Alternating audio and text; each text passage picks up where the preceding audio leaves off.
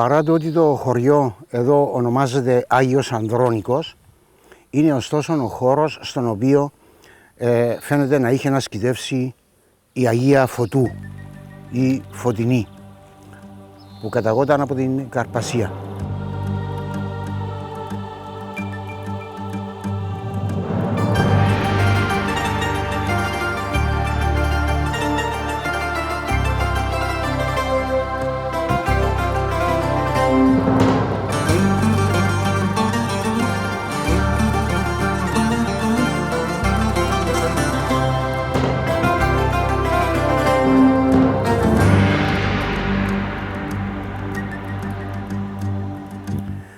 Σε άγνωστο χρόνο είχε ασκητεύσει, αλλά όπως γράφει ο μεσαιωνικός χρονικογράφος Λεόντιος Μαχαιράς τον 15ο αιώνα, είχε βρεθεί ο τάφος της και το σκήνωμά της.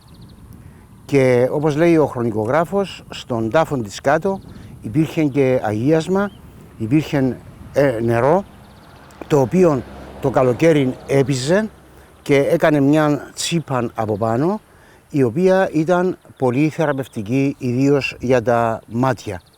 Ο τάφος υπάρχει και σήμερα της Αγίας Φωτεινής, σώζεται, και δίπλα είχε χτιστεί πολύ αργότερα βέβαια ο ναός που είναι εδώ και είναι βεβαίως αφιερωμένος επίσης στην Αγία Φωτεινή.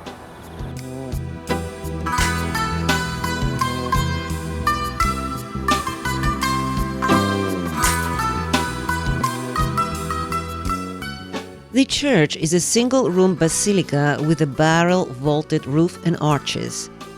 It is in dire condition and runs the risk of collapsing. Apart from burnt waste, the floors have remnants of hay, and possibly the church was used as a barn or a stable.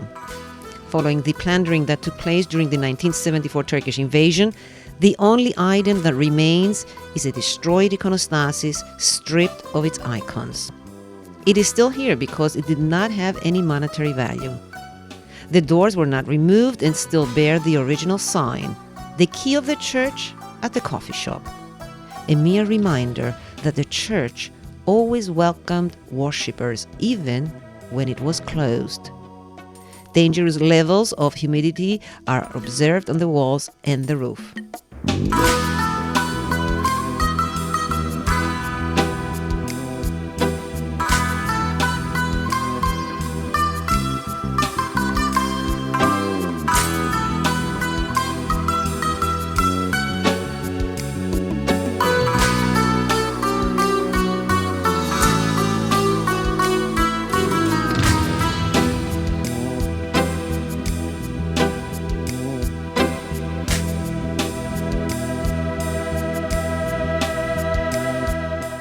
The exterior structure has also sustained a lot of damage.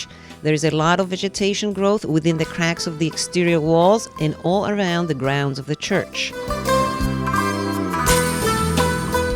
The grave of Agia Fotini can be accessed through this narrow entrance, which leads to a stone-carved staircase with some 23 steps. The cave resembles a catacomb, similar to the catacombs used by the first Christians. The overall condition of the cave is quite excellent. It is believed that it predates Agia Fotini and that it already existed during the pre-Christian or pre-Byzantine times.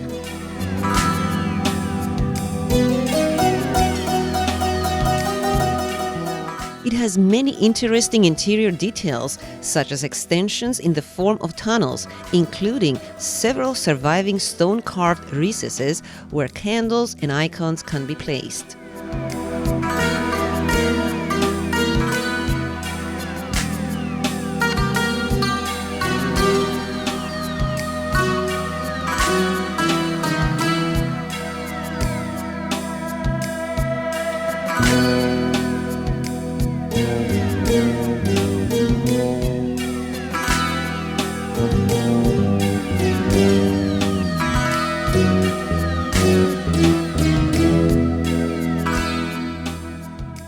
Agia Fotini η Καρπασίτιδα, Saint Fotini the Carpassidian, who is celebrated on August 2nd every year, is one of the most beloved saints in the Karpas region, believed to have been a miracle maker before and after her death. According to the local tradition, Agia Fotini, who came from a humble and religious family from Rizokárpasso, from a very young age excelled in kindness, virtue, and love for others.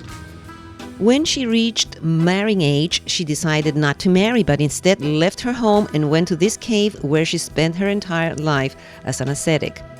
There is no concrete data about her life, origin, or the time she had lived, other than the information provided in the chronicle of Leontios Macheras during the 15th century. In his chronicle, Leontios Macheras details the miraculous discovery of her grave, which was covered with the inscription Fotini Parthenos Nymphi Christou, Luminous Virgin Bride of Christ. The medieval chronographer also mentions that the cave has a sanctuary step used for liturgies and holy water, which is produced in abundance in a well. At the turn of the moon, he writes, the surface of the water thickens and creates an icy membrane which they remove and place over the eyes of the blind, and they become cured. Low passage stone-carved steps at the edge of a tunnel north of the cave lead to the well with the miraculous holy water.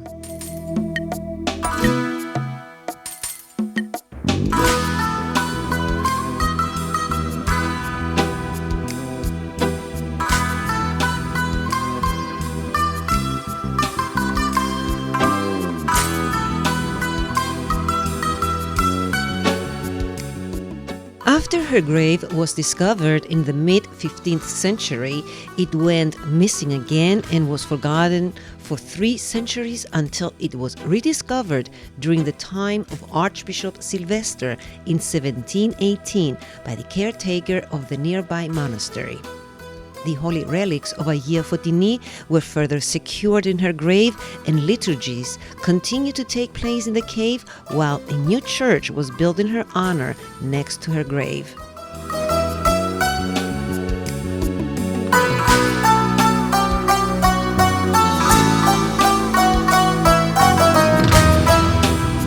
This exterior footage, which we shot on July 1st, 2015, certainly is in contrast to this footage shot a month later by the Cyprus Broadcasting Corporation.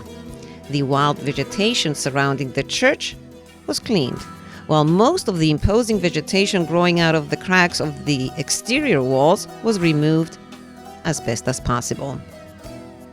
What prompted this change of scenery was the decision of the Turkish Cypriot regime to give permission to the Greek Cypriot refugees from Agios Andronikos to hold a pilgrimage on August 2nd and conduct a liturgy on the occasion of the feast day of Agia Fotini, which is celebrated annually on this day.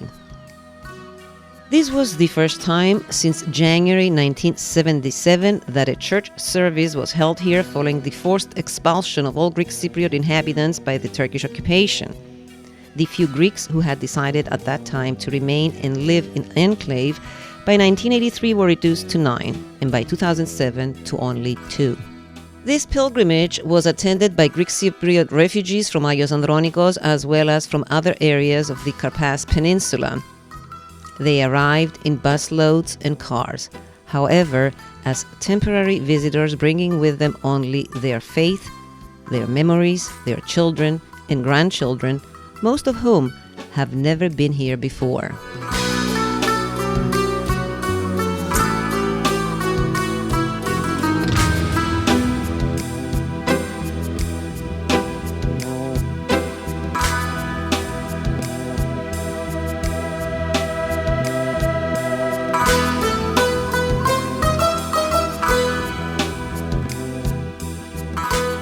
They also brought their holy icons, which they reverently displayed on the broken iconostasis and all around their plundered church, and held a solemn liturgy and prayed to God and to their patron saint Agia Fotini to end the tragedy of the division so that they may soon return safely back to their beloved homelands. The deep desire for return was in the hearts of all who came.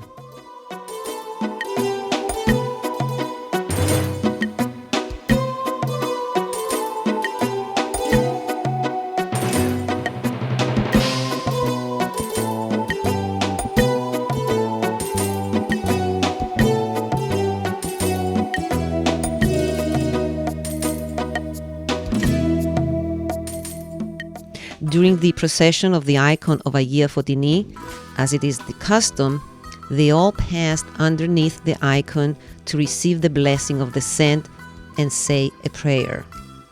Everyone's prayer was a solemn request for divine help to return home.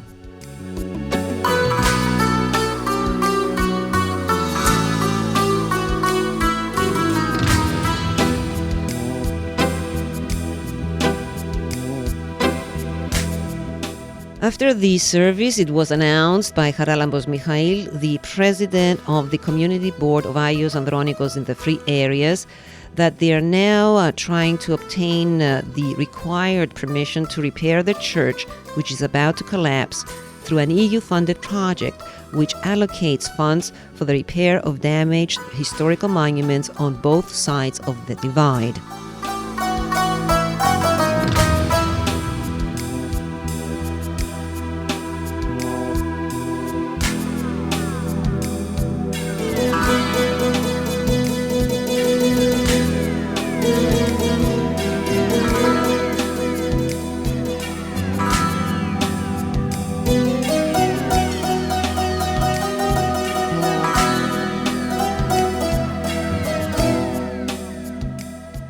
As far as the holy relics of Agia Fotini that used to be housed here, luckily in 1974 they were safely transported to the free areas of Cyprus and thus were spared from being desecrated during the lootings which took place. Interestingly enough, and visibly confirmed, the well in the cave of Agia Fotini, which always produced water in abundance, has gone completely dry following the 1974 Turkish invasion of Cyprus.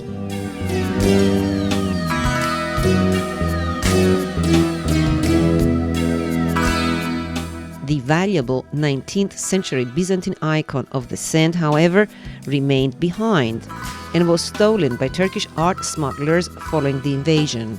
In December 2010, the stolen icon of Agia Fotini was identified by the Church of Cyprus in a gallery in Germany along with 5 other Cypriot stolen Byzantine icons. Following a series of legal proceedings for the return of the icons back to Cyprus, in October 2013, almost 40 years later, the 6 Byzantine icons, including that of Agia Fotini, were finally repatriated to Cyprus. The 6 icons were part of the booty of Aydin Digman, a Munich-based Turkish art dealer who has smuggled countless of treasures from the occupied areas following the 1974 Turkish invasion. During a 1997 raid of Digman's apartment in Munich, German police had discovered countless of stolen treasures, 300 of which come from Cyprus. Digman was arrested and spent 1 year in jail. Among the biggest cases of illicit trading in antiquities involving Digman include the sale in the US of the 13th century frescoes removed from the Church of Agios Efthimianos and of the 6th century wall mosaics removed from the Church of Panagia Kanakaria. In the case of the precious Kanakaria mosaics, a US district court had confirmed that Digman was a dealer of looted artifacts who illegally sold the mosaics to an art dealer in Indiana. The mosaics were returned to Cyprus. For decades now, the Cyprus government continues to battle court cases in Germany to recover all treasures in the booty of Digman.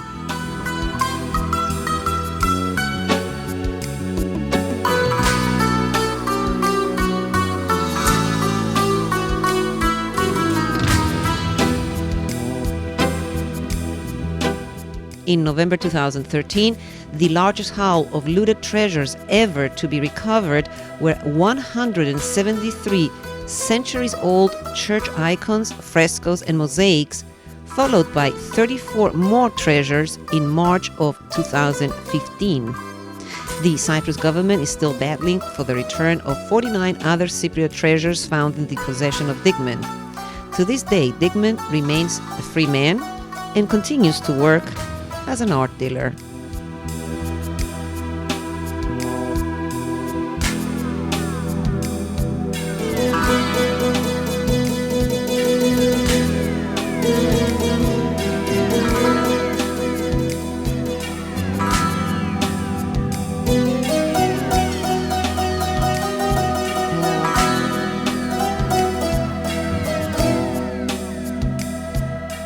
On August 2, 2015, for the first time in 38 years, Greek Cypriot refugees from the Turkish-occupied Karpas held a liturgy on the feast day of Agia Fotini, the miraculous healer, at the patron saint's village, Agios Andronikos.